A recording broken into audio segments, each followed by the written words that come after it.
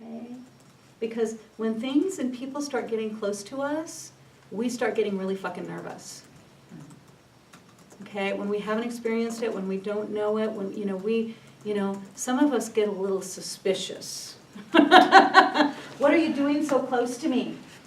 You love me? What's your problem? It's crazy. It's total fucking insanity. Who wouldn't love you? You're whole, you're perfect, you're beautiful. You're kind, you're wise. And everything I just said is true. Right?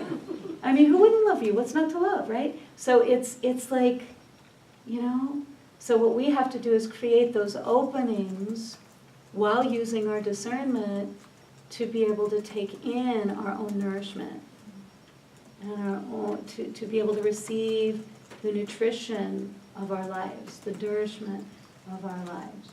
Okay? And so how this is going to work. Okay, so Karen, do you have yours on too? Huh? Yeah. Okay, so this is the bell. This is the bell, and the bell, it calls us to the present. It also calls communities together. And demons can't stand the sound. Demons can't stand the sound. Okay? So if you're dating and you go on dates, I always tell my students, just bring a bell. And bring it halfway into dinner and see what happens. If the person is still sitting there, it's a go.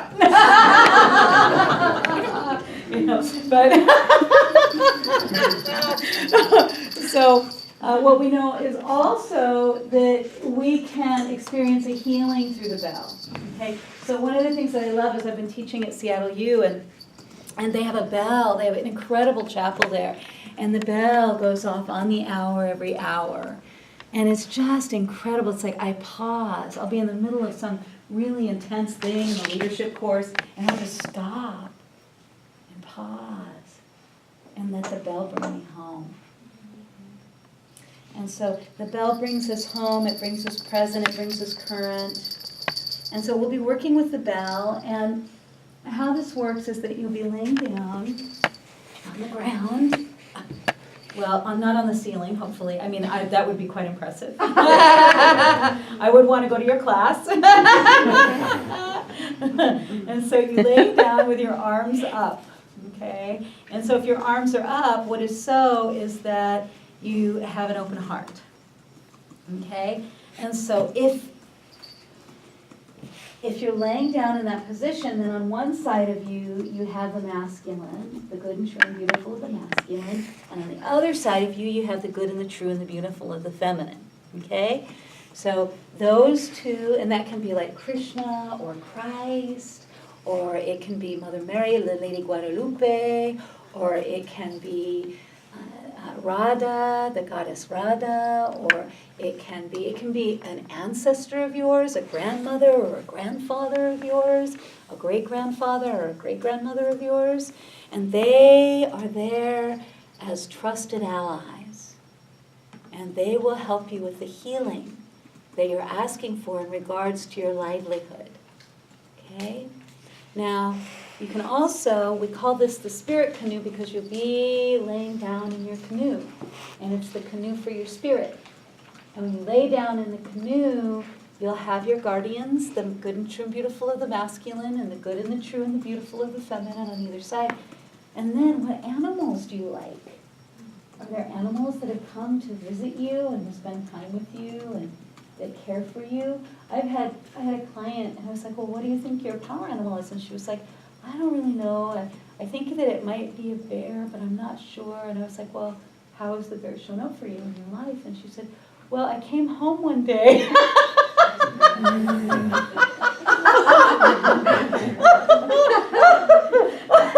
was a bear in my house. I was like, well, that's some pretty clear evidence that it might be wanting your attention. I don't know, what you think. There's an actual bear in her house. I was like, yeah, I think maybe, Another student, I asked someone, and there was a blue heron, came home, oh, there was a blue heron in my house. I'm like, well, yeah, that's trying to get your attention. So, but even if we live in the city, sometimes that animal will show up on the television, so we'll turn on the TV or we'll turn on our computer and, oh my God, there's that leopard again. Oh my God, there's that leopard again. Oh my gosh, hey, it's another program on the leopard. What is happening here? So that animal will do everything in its power to get your attention because it is your bush soul. In Africa, they would call it your bush soul. In the Shinto tradition, they have these little animals. They're little animals. They carry them around in their pockets. So they put the little animal in their pockets and they carry it around as a reminder of their power and their ally. So all traditions and cultures carry this medicine of having an animal that is an ally, a protector, a guardian, and a guide. Okay? So you'll want to call on that animal and ask that animal to be there. And, also pets that are deceased. Some people will actually have a pet that's deceased that will go with them, and that's fine also. Also, favorite plants. If you really like shells or the sea, you can also call that and put that in the little bow of your canoe. But whatever your favorite things are, those are the things that are your allies. Okay, am I making sense so far? Awesome! Yes, I love it when it makes sense. Okay, so you'll be laying down, you'll place yourself in your spirit canoe, and then we'll set the intention to have a healing around livelihood and right use of power and right use of love. Okay, right use of power and right use of love. And what is in the way of me receiving love? What is in the way of me feeling empowered? What is in the way of me experiencing my right livelihood?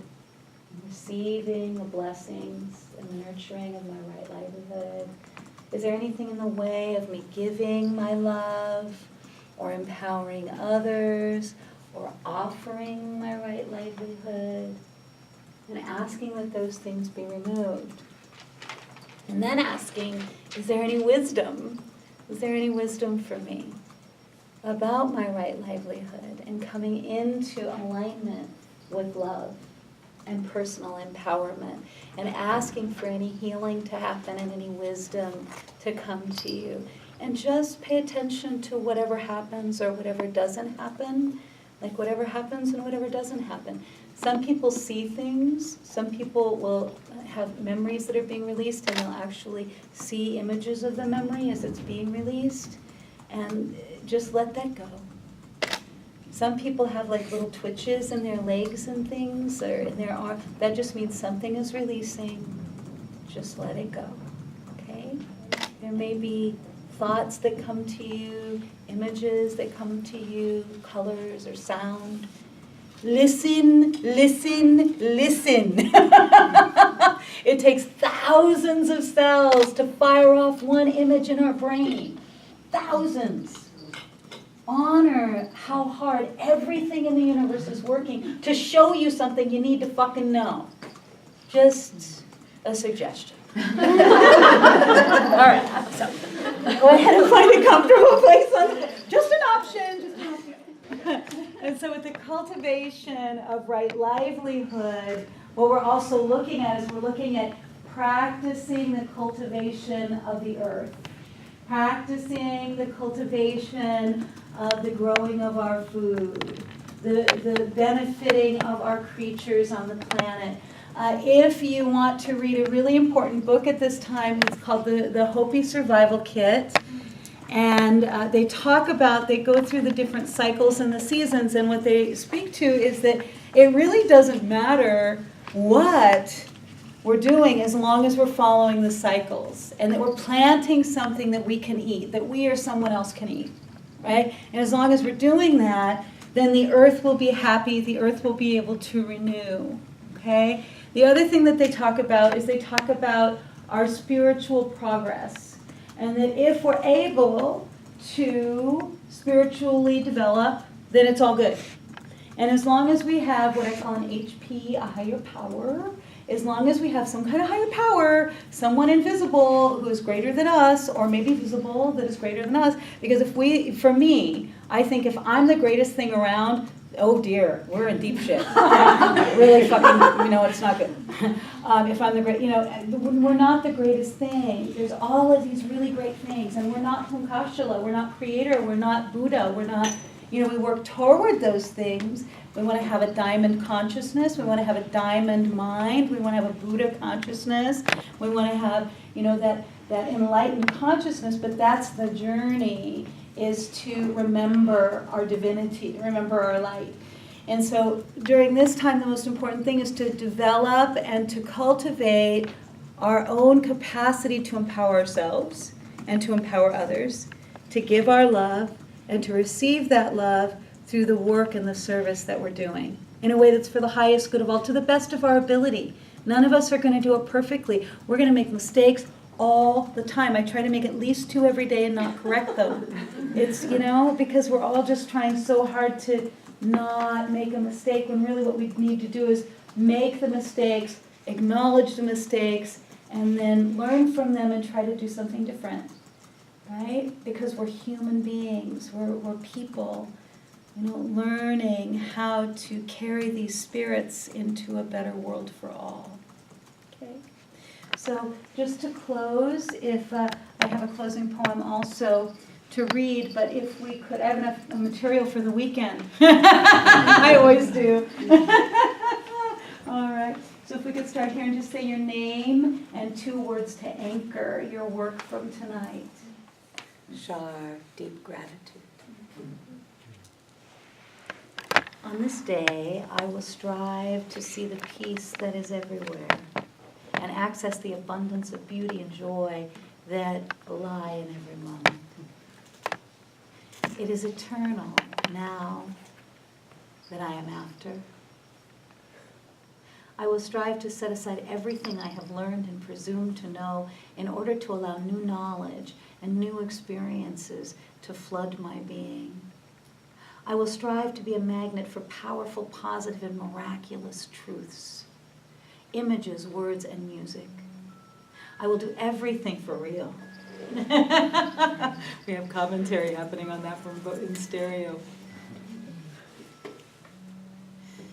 I will strive to be a magnet for powerful, positive, and miraculous truths, images, words, and music. I will do everything in my power to clear my mind of the negative energies that have obfuscated my view and distorted my words and my actions. I will create a new paradigm that helps me to recognize only the good qualities in every person, place, and thing that composes my environment.